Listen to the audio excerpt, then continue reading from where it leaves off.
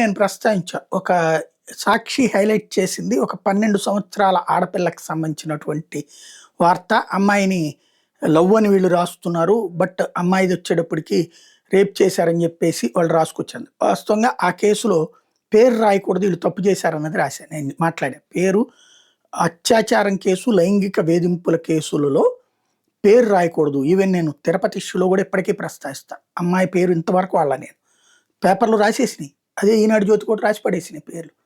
వాళ్ళ టీవీలో కూడా చెప్పేశారు. అమ్మాయి ఫోటో కూడా చూపెడుతున్నారు.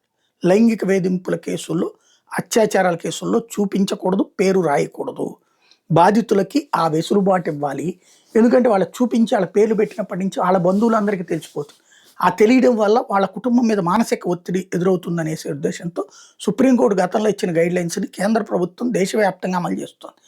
అది ఓ రకంగా అది కూడా కేసు అవుతుంది. ఇప్పుడు ఆ కోవూరికి సంబంధించినటువంటి అంశంలో సాక్షి వాళ్ళ మీదన కేసు పెట్టారు. ఎందుకంటే ఆళ్ళ కుటుంబం పేర్లన్నీ కూడా పెట్టారు కాబట్టి. నేను ఇంతకుముందు ప్రస్తావించినటువంటిదే.